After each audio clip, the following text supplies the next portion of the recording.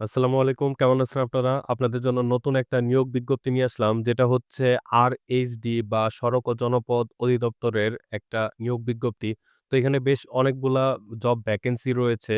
তো এখানে কারা এপ্লাই করতে পারবেন এবং কারা এপ্লাই করতে পারবেন না এবং এখানে আপনারা কি সুবিধা পাচ্ছেন এবং এখানে এপ্লাই করার নিয়ম এবং লাস্ট ডেট কবে সমস্ত কিছু জানিয়ে দিব আজকের এই ভিডিওতে। তো যারা আজকে এই ভিডিওটি এই চ্যানেলে নতুন দেখছেন তারা অবশ্যই চ্যানেলটি সাবস্ক্রাইব করতে ভুলবেন না।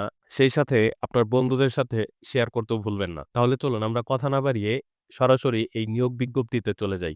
তো প্রথমত হচ্ছে এই নিয়োগ বিজ্ঞপ্তিটা ২৬/১/২০২৬ অর্থাৎ জানুয়ারি মাসের ২৬ তারিখে এটা অ্যানাউন্স করা হইছে। তো প্রথমত এখানে হচ্ছে সার্ভেয়ার, এখানে সার্ভেয়ারের জন্য আ জব ভ্যাকেন্সি হচ্ছে ৯ টা। সার্ভেয়ারের জন্য গ্রেড হচ্ছে ১৪ এবং এখানে বেতন স্কেল হচ্ছে ৳১০,২০০। এখানে এপ্লাই করতে পারবেন ১৮ থেকে ৩২ বছর বয়স পর্যন্ত। আর বিভাগীয় প্রার্থীদের ক্ষেত্রে অর্থাৎ যারা বর্তমানে চাকরিরত অবস্থায় আছেন, তাদের জন্য ৪০ বছর পর্যন্ত শিথিলযোগ্য। অর্থাৎ তারা ৪০ বছর হলেও সর্বোচ্চ ৪০ বছর হলেও এখানে আপনারা এপ্লাই করতে পারবেন। তো এখানে আপনাদের যে সকল অভিজ্ঞতা থাকা দরকার সেটা হচ্ছে কোন স্বীকৃত বোর্ড হতে ন্যূনতম অনন্য মাধ্যমিক স্কুল সার্টিফিকেট বা সমমান। অর্থাৎ আপনাদের যেকোনো বোর্ড থেকে মাধ্যমিকের একটা সার্টিফিকেট হলেই হবে। সেই সাথে হচ্ছে স্বীকৃত ইনস্টিটিউট হতে diploma in survey technology pass হতে হবে। অর্থাৎ যেকোনো একটা ইনস্টিটিউট থেকে সার্ভেতে একটা ডিপ্লোমা সার্টিফিকেট আপনাদের থাকতে হবে। তাহলে আপনারা এখানে সার্ভেয়ারে এপ্লাই করতে পারবেন। এরপর হচ্ছে সিকিউরিটি সুপারভাইজার। এটার গ্রেড হচ্ছে ১৫ এবং এখানে আপনাদের বেতন স্কেল হচ্ছে ৳৯,৭০০। এখানে আপনারা সেম ভাবে ১৮ থেকে ৩২ বছর পর্যন্ত এপ্লাই করতে পারবেন।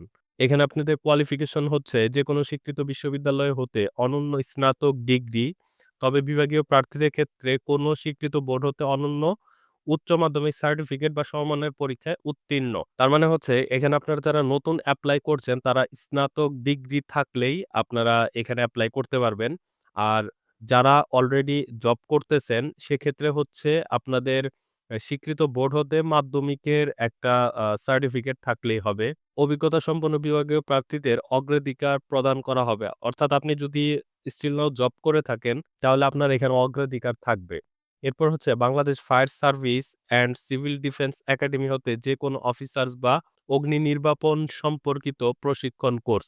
তার মানে আপনার কিন্তু এরকম একটা কোর্স থাকতে হবে। এরপর হচ্ছে ইঞ্জিন চালক। এটার এখানে হচ্ছে জব ভ্যাকেন্সি ১৬ টি।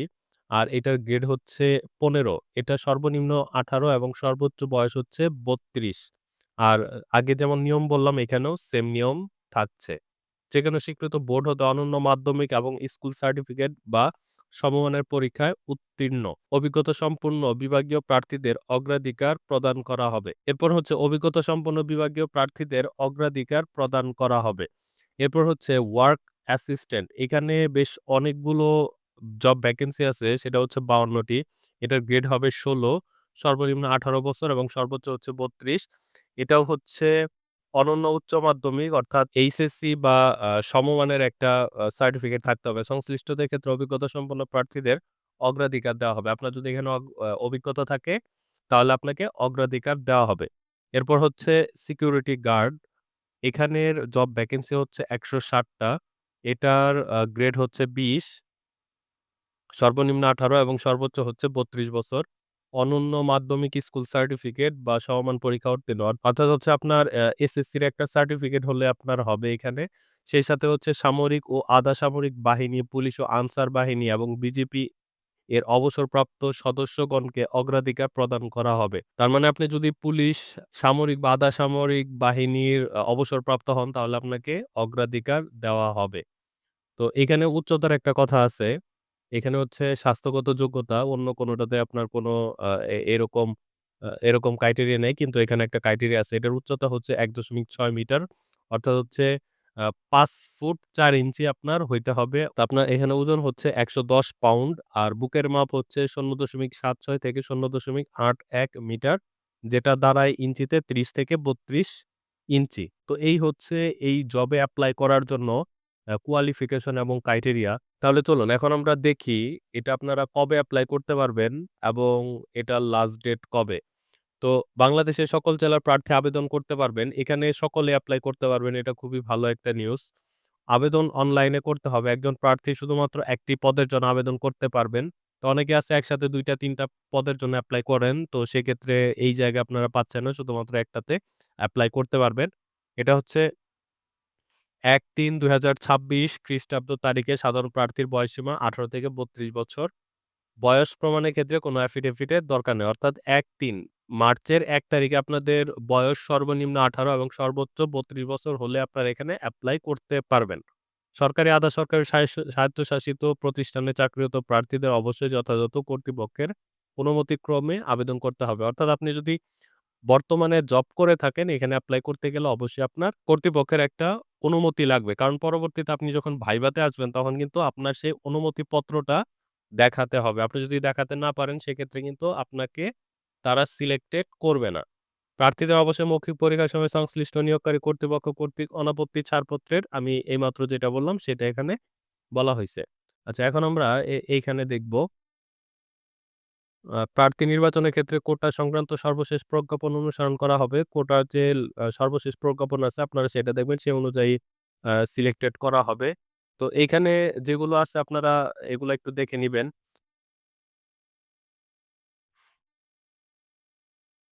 আচ্ছা, এখন আমি আপনাদের ইম্পোর্টেন্ট যেটা সেটা বলি, সেটা হচ্ছে অনলাইন আবেদন পূরণ সংক্রান্ত নিয়মাবলী। আপনারা কিভাবে আবেদন করতে পারবেন। এখানে হচ্ছে rhd.teletalk.com.bd এই ওয়েবসাইটে আপনারা আবেদন করতে পারবেন। অনলাইনে আবেদন পূরণ ও পূরণীয় ফি জমার শুরুর তারিখ হচ্ছে ২৯/১/২০২৬ সকাল ১০ ঘটিকা। তার মানে এখন হচ্ছে ১০টা ১৪ বাজে। আর আজকে হচ্ছে ২৯ তারিখ। তো আজকে সকাল ১০টা থেকে আপনারা এখানে এপ্লাই করতে পারবেন এবং এটার শেষ তারিখ হচ্ছে ১-৩-২০২৬। অর্থাৎ এটা মার্চের ১ তারিখে সময় শেষ হয়ে যাবে। বেশ অনেক একটা লম্বা সময় আপনারা পাচ্ছেন এখানে এপ্লাই করার জন্য।